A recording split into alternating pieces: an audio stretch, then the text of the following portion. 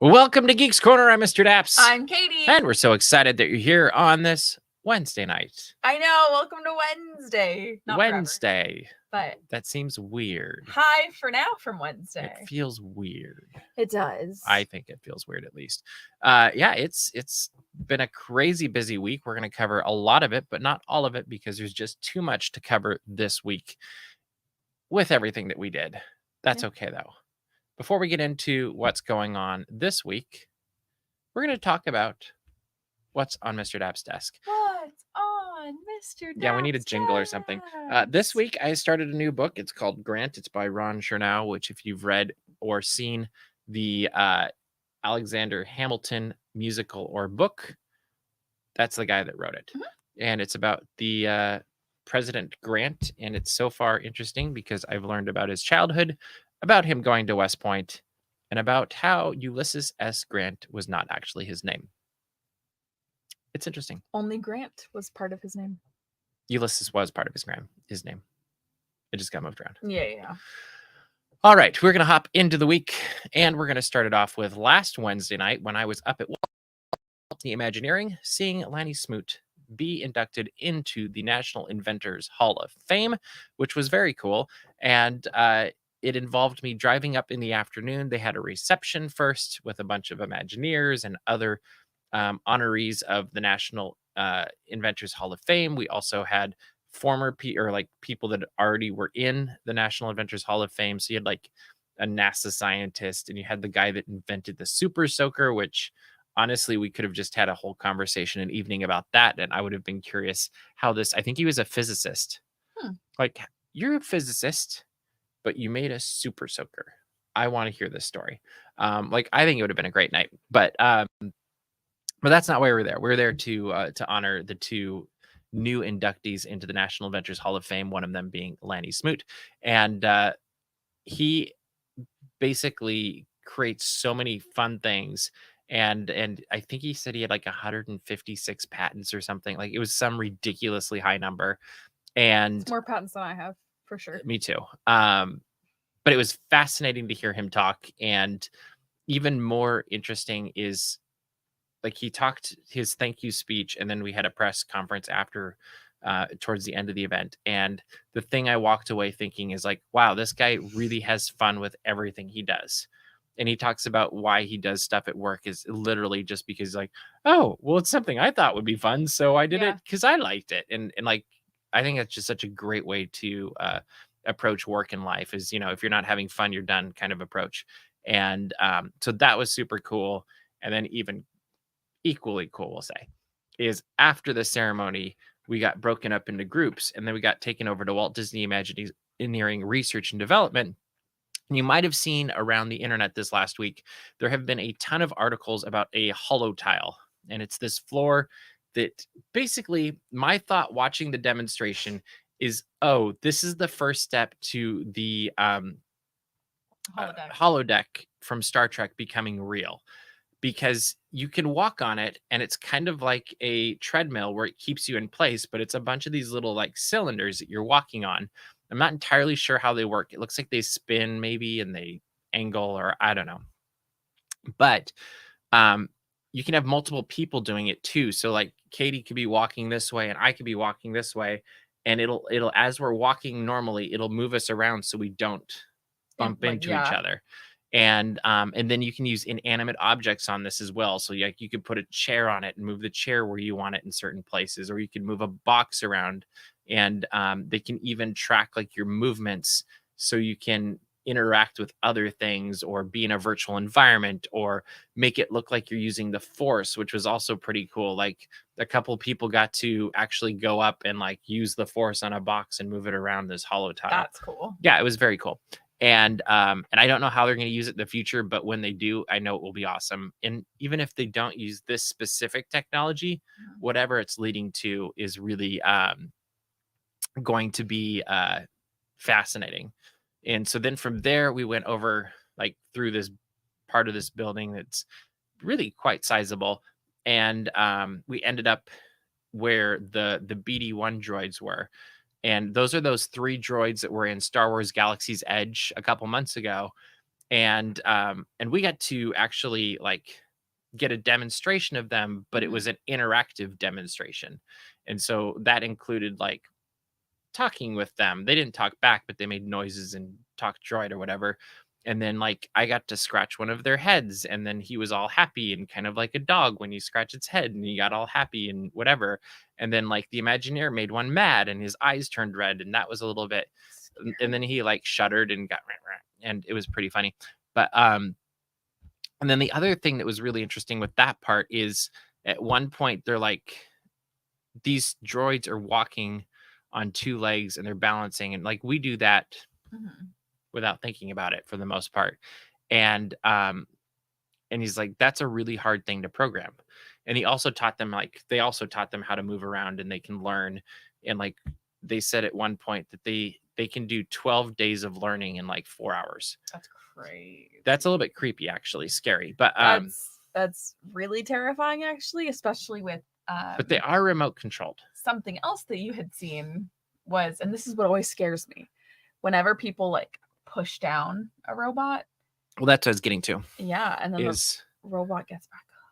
Well, it didn't fall. So that's what they led up to, is they said you have all of this learning and all of this work that it takes to balance these robots, and we can do this. And he pushes the back of the head of one and it just stumbled forward, but it didn't fall over.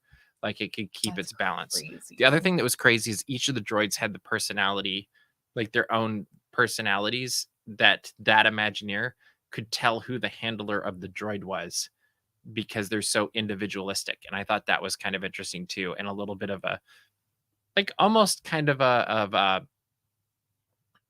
glimpse towards the future. Like if Star Wars was the future or something, it would make sense that the droid picks up the personalities of the person who built the droid.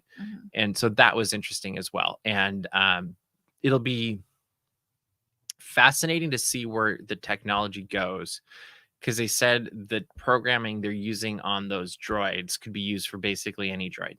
Like it could be used for two-legged droids, for four-legged droids. Like the sky's the limit. Like you could see it for animals, you could see it for Star Wars droids. Like they just happen to use these droids. So what gets me, and it goes back to like, have you seen the police canine robots? Yeah. When they push them over, I'm like, when the robot uprising comes, they will remember the faces of those that pushed them over. That's very possible. That scares me. That could happen. Who knows? You know, and I for one love robots. They're super cool. Yay, AI. I mean, we're not talking about Tron 3 tonight, but we say thank you to our Amazon thing. I don't want to say the name because it sets off other people's. We say thank you when we're done. We say please. We say thank you.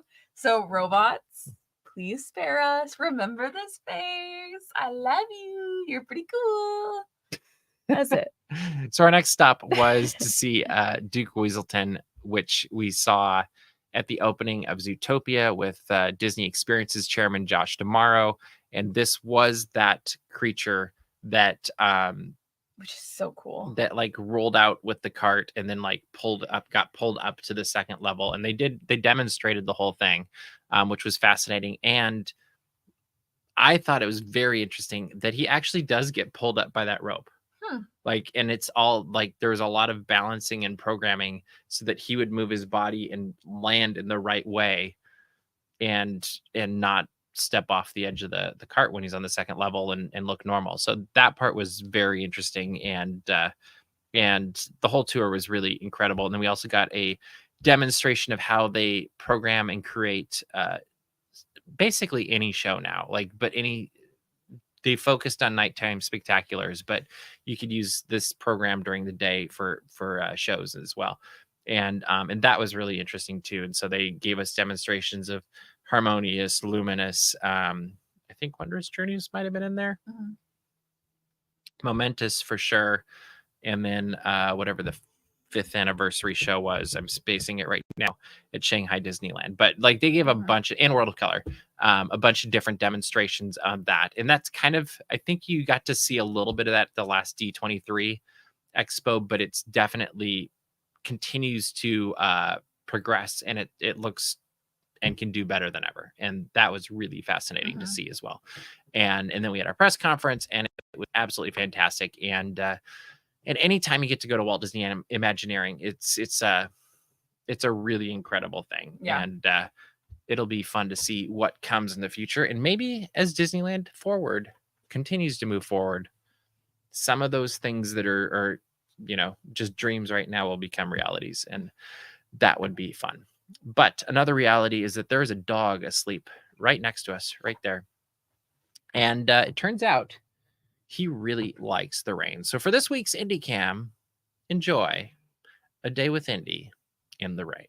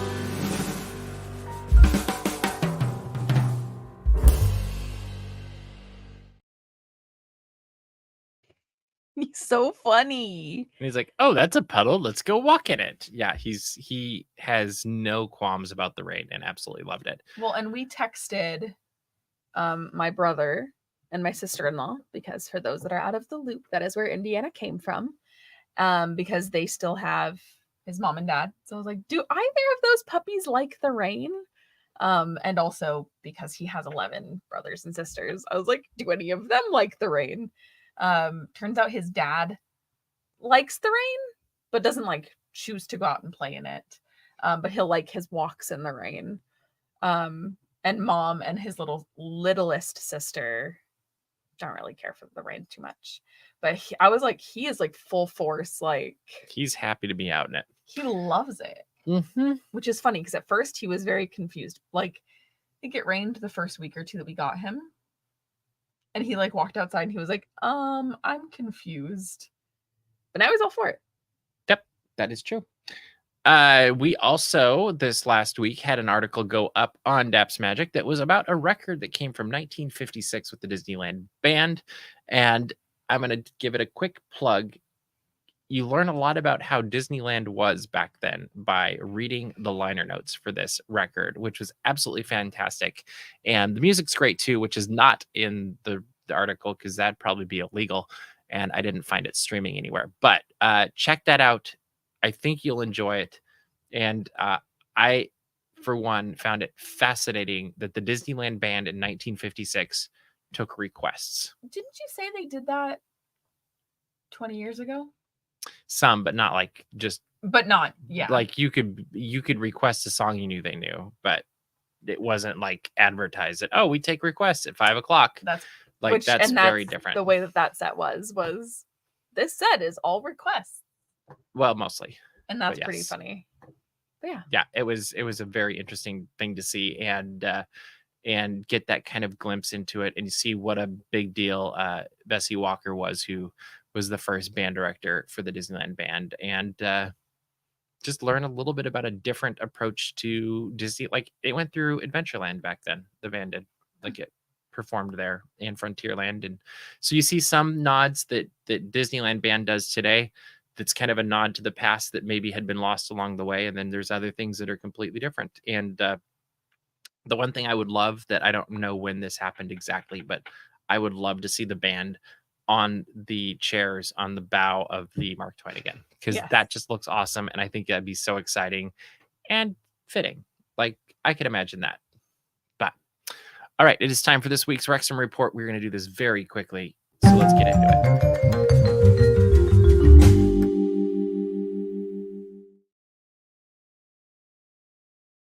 And it is time for this week's Wrexham report. How did Wrexham do this week, Katie? Unfortunately, they lost. It was 1-0, Newport County. They won. But you know what? Wrexham until we die. We still love our Red Dragons. There you go. That's this week's Wrexham report. Not so good.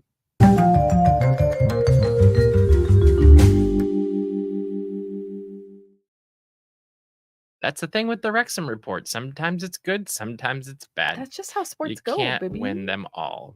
That's unfortunate. All right, let's move on into this closer part of the week, mainly yesterday, and the Lunar New Year celebration began at Disney California Adventure, and with it came new characters, returning entertainment, new food, and returning food as well, among other things, and merchandise, all that stuff. Let's start with Mei Li and Ming Li, because I think that's what everybody really wants to talk about. The duo, mother-daughter duo, I guess we could say, from Pixar's Turning Red, made their first appearance, I think, anywhere looking like that, in Disney California Adventure yesterday morning. And there was very soon quite the line for this pair.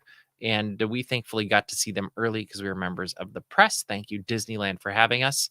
And I will say they were both very charming in their own ways, because Mother's very prim and proper and hands whatever that was, and then daughter is very happy and spirited and excited about her panda power. And I thought it was a very fun addition that was completely different to most things we see at Disneyland, just because of the personality differences. And in some ways they were more relatable than anything else, but also there's a giant red panda tail, so also not. But what'd you think? They are incredible. So I was fully expecting us to have like an 8-foot tall panda walking around California Adventure. You can still wish, maybe someday. I would love that. But I loved what we got so much more. I think you got that from the parade for Pixar Fest. To be completely honest, because that is in the concept art for the parade. Do you guys know how much Disney information is in my brain at literally all times? It's so much. So in my head, that's where I got. And then I was like, oh, I prefer when it is available, that Disney uses face characters. You can actually interact and you can tell more of a story. And I think that's why Talking Mickey was so successful, is because guests got to interact and Mickey got to be really part of their vacation with those interactions. I will say they cast wonderfully and the costumes were incredible. Seeing Mei with her choker, seeing Ming with her Tamagotchi, which is not a Tamagotchi, but is a Tamagotchi that holds the panda power. The shoes, the tail, I don't think I can ever express how beautiful it is. It was pretty cool. And it was just a highlight of my day because it's just happy. Like, you walk away from that interaction, you're like, that was fun. It's got a very good energy to it. And there's that balance, but it's fantastic. I cannot say enough great things, and I would love if they hung out all year round. I think it would make a lot of sense for them to continue on if we're really having a Pixar Fest this year. Like, you could do that. You could swap in some friends for town, whatever. People would love it. And maybe put them, I don't know where I would put them. I think they're actually in a pretty good place, but I almost would make that half of the building look more like the other side of the street. Like, get that San Francisco look kind of a little bit more developed maybe there. But it was great. Or make it look like their temple or the other place. Didn't they have a shop or something in the movie?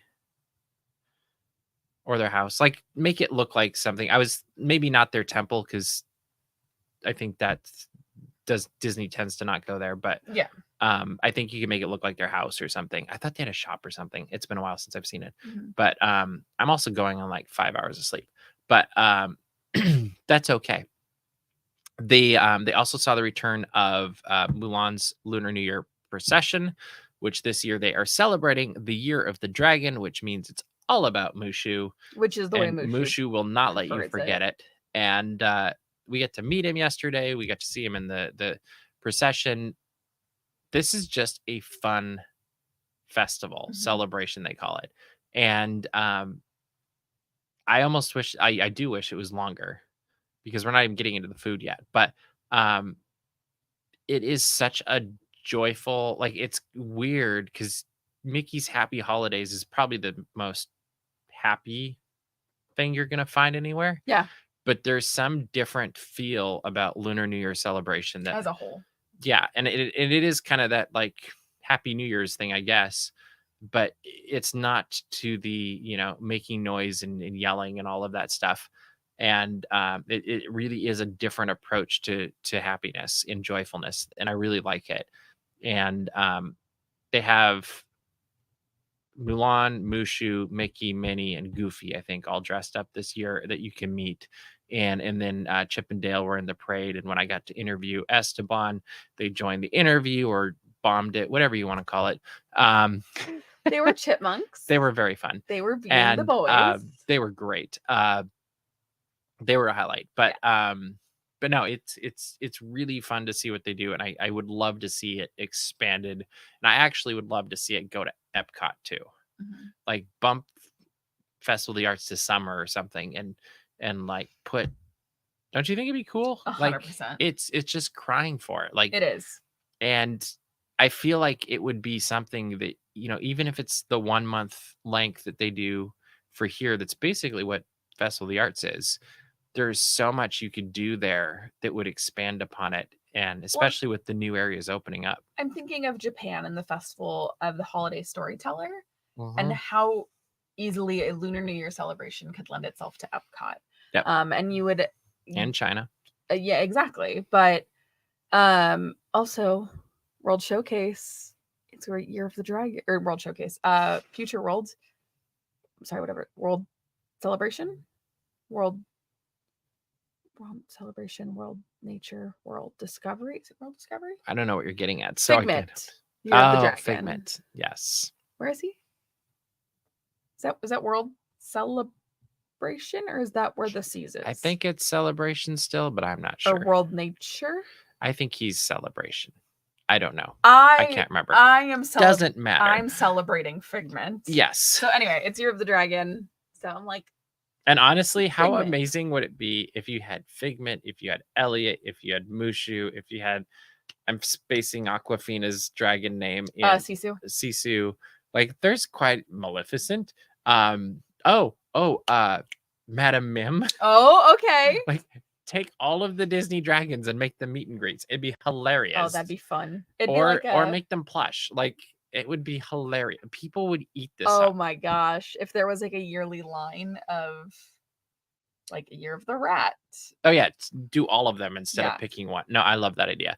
And then if you did it out here, sorry Mulan, you get bumped from the float, and so does, was it Chip or Dale? I don't remember. But you put all of those dragons on the That'd float. be amazing. I don't know if they'd fit, but it would be hilarious, and I love this idea. You can have it Disneyland. We'll sign away, and you can have it free because we just want to see it happen. We're dedicated fans. But no, I think that'd be so fun. I just think it'd be amazing at Epcot, and I would especially love with the international outreach program that Epcot does. I would love to experience it that way as well. Yeah. So, we do have an entertainment guide up on the site, so you can check that out if you want to know when and where things are happening. And we've got videos from yesterday that are mostly up. We got a couple more to go, and we'll have more after this weekend because Vocal Soul, who you may remember from last year, only performs Fridays through Sundays throughout the Lunar New Year celebration, so you won't want to miss them either. And they are again at Sonoma Terrace at the exact same place they were last year, and it's basically the same setup from what I could tell. But that's not the only thing that was going on yesterday. Not only was it Lunar New Year celebration kickoff, but it was also the very first Disneyland After Dark Sweethearts Night, which began at 9 o'clock last night and ran till 1 o'clock. And it's the one of many that will be happening between now and February 14th. we did see just about every character. We didn't see Kylo Ren and his stormtroopers, and we didn't see we saw Judy Hopps. We didn't see Nick Wilde. Like, those were the only two we didn't see of all of the characters that were supposed to be out. So we will have a guide video up for that, hopefully in the next 12 hours or so, before everybody's going to the second Disneyland After Dark Sweethearts Night. This year they did some things different. I thought in general they did things a little bit better. They may not have been as fantastical in some ways, but I felt like it flowed better. It didn't feel as busy. The cavalcade I thought was a win. I don't know that I loved the Royal Ball as much as it was just too much. Like, it wasn't anything. I don't know that you could predict this is going to happen completely, other than if you have that many characters coming in on horse and carriages, you're going to have people follow. Like, it kind of is the law of unintended consequences. And I just thought it was too packed. And I also really missed having what is it? The Wesselton. The band. Yeah. I cannot think of. I'm forgetting the name of it at the moment, but they were fantastic. And there was something that live entertainment always, it's hard to beat that. And it I think this year was more about entertainment, whereas last year was more about experience in many regards.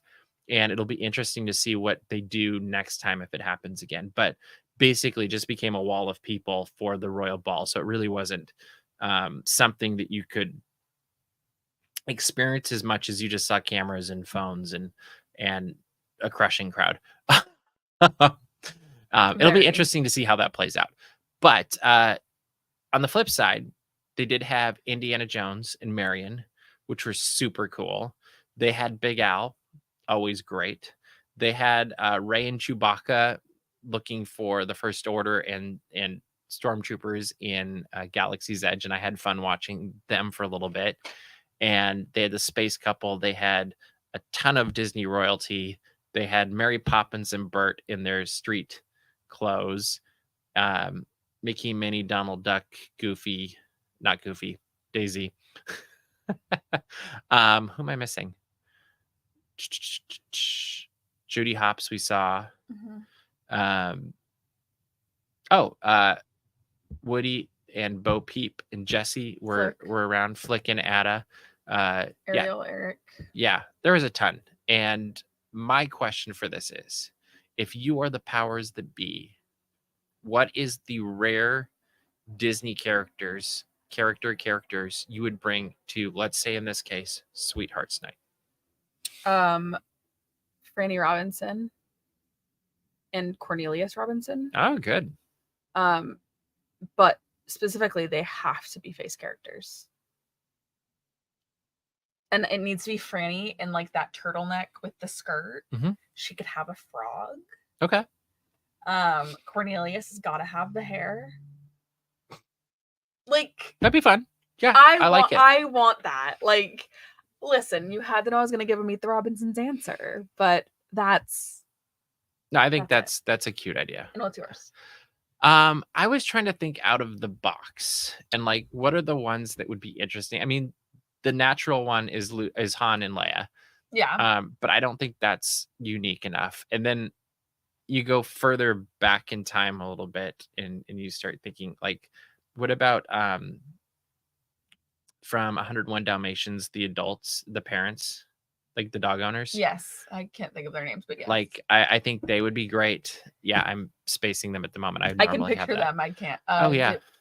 Roger. Yeah, Roger and Anita. Yeah, that is. Well done. Like, I think they could be really fun. Like, do some really random out of the box stuff. I'm so proud of myself. Yeah, that was very well done. Carl and Ellie would make a lot of sense. Robin Hood and Maid Marian. We have seen them before. So that one we know could happen. And that would be fun. But no, I think it'd be cool to, kind of bring the peripheral. Like, there's some around that are couples that are fun and they're cute, and you could dig into the world of Pixar. as well. Like you could do Mr. and Mrs. Incredible without the rest of the family for once, or like It's true. or Frozone and his wife that we never saw. It's true. Like that could be, or did we end up seeing Mother and Father from Carousel? We did see them. What was that? Throwback night. That would be a great one as well. Still a good one. I totally agree. Yeah, I think there's plenty of possibilities for characters that could end up at these things, and I do think if they have a really obscure one at every one or a really rare one, that's just a huge win because there were people that were waiting in their Indiana Jones hats for Indiana Jones and Marion to come out, and then like taking selfies while they're up on the other deck or getting pictures with them. It was really great. We welcome to Geeks Corner Plus, by the way, as we have gone into after time or overtime. So if you have any questions, comments, throw them in the chat there. We will be keeping our eyes open and we'll respond to them in the coming minutes. But no, I think that would be, you could do a lot of fun. Oh gosh, that's a Uncle Owen and Aunt Disneyland Fire Department nearby. Yeah, play it safe. We haven't seen them before. We'll never see them, and we might actually see them again if things end up being made at the right time. You never know. I'm trying to think of. I mean, and we didn't even get into. There's all of the 20th century stuff. Like, so, like, you want Homer and Marge? That was where I was going. Is like that is where, honestly, I think a Disneyland After Dark is where you introduce them in the parks. That would be, I don't want to say off-putting, but I think they would have the most ridiculous line.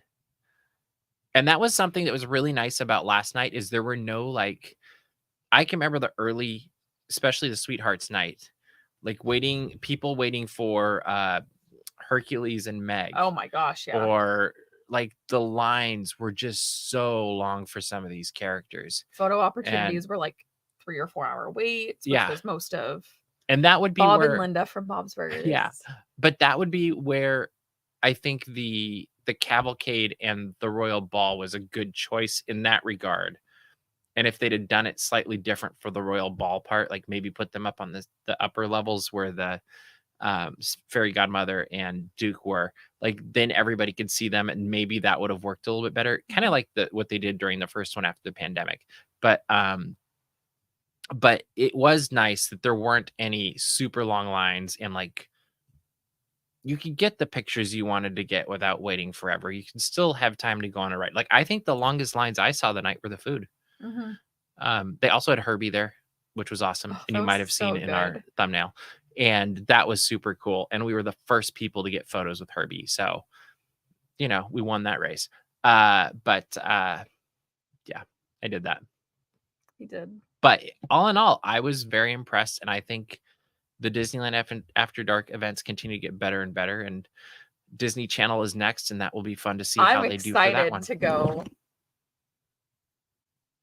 Oh, yeah.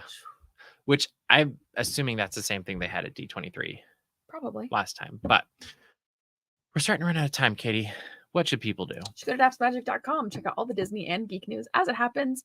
Subscribe to our mailing list. Find our Patreon. It's a good time.